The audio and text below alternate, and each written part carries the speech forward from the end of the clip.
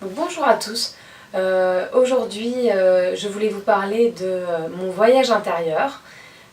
Comme vous le savez ou pas, nous sommes partis, Marina et moi, voyager pendant plusieurs mois et ça fait presque un an qu'on voyage. Mais aujourd'hui, je veux vous parler de ce que j'ai vécu à l'intérieur de moi pendant tous ces mois de voyage. Nous avons beaucoup expérimenté l'humain et la relation aux autres lors de ce voyage, alors je voulais vous faire partager ce que j'ai vécu. Tout d'abord, ce voyage m'a fait prendre conscience de beaucoup de choses et fait qu'aujourd'hui j'ai beaucoup de gratitude pour la vie. Nous avons vu plusieurs peuples et des peuples plus ou moins riches au niveau bien sûr de l'argent et au niveau du cœur, des peuples extraordinaires qui n'ont rien et qui donnent tout, qui nous donnent tout, et aujourd'hui on a tendance à se plaindre un peu pour rien. Et je pense que le plus important, c'est au niveau du cœur.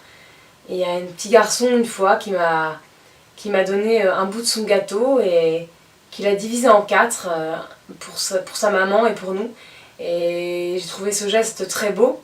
Il y a plein de gestes comme ça qu'on a relevés autour du monde et dans notre voyage. Et ce voyage nous a appris beaucoup de choses sur l'être humain, et en partie qu'il pouvait être généreux et bon. Et lorsque nous étions à Paris, nous avons expérimenté les relations humaines, mais jamais autant qu'en voyage, et c'était très enrichissant. Et aujourd'hui, avec Marina, nous remercions tous les jours la vie pour la chance qu'on a d'avoir un toit et à manger, parce qu'il y a beaucoup de personnes sur cette planète qui n'en ont pas. Et la gratitude est un pouvoir très important de la vie. Lorsque nous traversons notamment des périodes difficiles, nous pouvons quand même voir cette beauté dans la vie et dans les petits instants qui se passent. Hier, il y avait une petite fille qui courait sur le pont des Arts à Paris et j'ai eu beaucoup de joie à la voir. Elle souriait, elle rigolait. Et c'est tous ces petits instants qui font que nous nous sentons en vie et vivants. Donc ensuite, je voulais vous parler d'un autre point. Alors pendant ces mois de voyage, nous avons aussi fait le défi de Lilou Massé sur l'intuition. Et ça nous a beaucoup servi pour vivre nos intuitions en voyage, notamment dans des lieux où nous rencontrions des gens. Et notamment une rencontre improbable en Écosse. Nous avons vu 2 femmes indiennes à l'office du tourisme, et on allait pour faire pour essayer de chercher un voyage, pour aller sur une île. Et ces 2 femmes, nous les voyons comme ça, et on réussit finalement à trouver un voyage, qui n'est pas facile en hiver. Et puis le lendemain matin, on arrive, et je sais pas pourquoi, Marina me dit peut-être que c'est marrant, mais j'ai l'impression que ces femmes, elles seront là aussi avec nous pendant ce voyage. Et donc on arrive, et effectivement, elles étaient là. Et donc on a appris à les connaître, et finalement on est devenus amis. Et on s'est revus encore le lendemain, et c'est marrant parce que on a suivi notre intuition. On s'est dit, si on restait encore un peu, on n'a peut-être pas tout vu, on reste encore un peu, il fait beau, il y a le soleil, et on va rester encore un peu. Et puis on s'est recroisés par hasard, elles étaient dans un restaurant et nous on s'est recroisés. Alors au cours du voyage, on a souvent suivi nos intuitions. Parfois on allait dans un lieu et qui nous paraissait avoir de belles énergies, et on a fait des très belles rencontres comme ça, et sans rien prévoir, un peu à l'improviste. Et c'est ce qui nous permet aussi de lâcher prise pendant le voyage, avec tous les imprévus qu'on a, et en même temps de se laisser porter par le courant du voyage et par le fil du voyage. Et c'est assez extraordinaire de vivre l'instant présent comme ça, et de pouvoir se dire, bah, je peux rester tant de temps dans le lieu, j'ai pas un avion qui part à telle heure, et de se dire bah, à quelle heure je vais prendre le train en fonction des rencontres et du fil du voyage.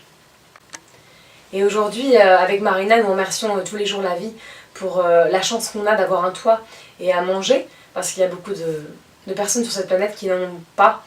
Et la gratitude est un pouvoir très important de la vie. Lorsque nous traversons notamment des périodes difficiles, nous pouvons quand même voir cette beauté dans la vie et dans les petits instants qui se passent. Hier, il y avait une petite fille qui courait sur le pont des Arts à Paris, et j'ai eu beaucoup de joie à la voir. Elle souriait, elle rigolait. Et c'est tous ces petits instants qui font que nous nous sentons en vie et vivants. Donc ensuite je voulais vous parler d'un autre point. Alors pendant ces mois de voyage, nous avons aussi fait le défi de Lilou Massé sur l'intuition. Et ça nous a beaucoup servi pour vivre nos intuitions en voyage, notamment dans des lieux où nous rencontrions des gens. Et notamment une rencontre improbable en Écosse, où nous avons vu deux femmes indiennes à l'office du tourisme. Et on allait pour essayer de chercher un voyage, pour aller sur une île. Et ces deux femmes, nous les voyons comme ça, et on réussit finalement à trouver un voyage, ce qui n'est pas facile en hiver. Et puis le lendemain matin, on arrive, et je sais pas pourquoi, Marina me dit peut-être que c'est marrant, mais j'ai l'impression que ces femmes, elles seront là aussi avec nous pendant ce voyage. Et donc on arrive, et effectivement, elles étaient là. Et donc on a appris à les connaître, et finalement, on est devenus amis. Et on s'est revus encore le lendemain. Et c'est marrant parce que on a suivi notre intuition, on s'est dit si on restait encore un peu, on n'a peut-être pas tout vu, on reste encore un peu, il fait beau, il y a le soleil, et on va rester encore un peu. Et puis on s'est recroisés par hasard, elles étaient dans un restaurant et nous on s'est recroisés. Alors au cours du voyage, on a souvent suivi nos intuitions. Parfois on allait dans un lieu et qui nous paraissait avoir de belles énergies, et on a fait des très belles rencontres comme ça. Et sans rien prévoir, un peu à l'improviste. Et c'est ce qui nous permet aussi de lâcher prise pendant le voyage, avec tous les imprévus qu'on a, et en même temps de se laisser porter par le courant du voyage et par le fil du voyage. Et c'est assez extraordinaire de vivre l'instant présent comme ça et de pouvoir se dire je peux rester tant de temps dans le lieu, j'ai pas un avion qui part à telle heure, et de se dire à quelle heure je vais prendre le train en fonction des rencontres et du fil du voyage. Et maintenant, je voudrais vous parler d'une pratique qu'on a découvert en voyage, plus ou moins, c'est-à-dire qu'on a commencé surtout à la pratiquer en voyage. C'est le yoga. En fait, un jour, on traînait dans les rayons d'une librairie, et puis on a découvert ce livre-là, de Yoga Girl, qui est un livre super, et elle a un parcours assez singulier et très intéressant, qui est raconté dans ce merveilleux livre, et en même temps vous avez des positions de yoga. Alors moi j'ai beaucoup aimé ce livre, je vous le recommande, pour les beaux paysages de mer, mais aussi surtout pour l'histoire de cette jeune fille qui vraiment nous donne beaucoup de leçons sur la vie, et en fait elle a vraiment trouvé sa voie dans le yoga, et un peu par hasard en fait, et c'est une très belle histoire en fait de vie.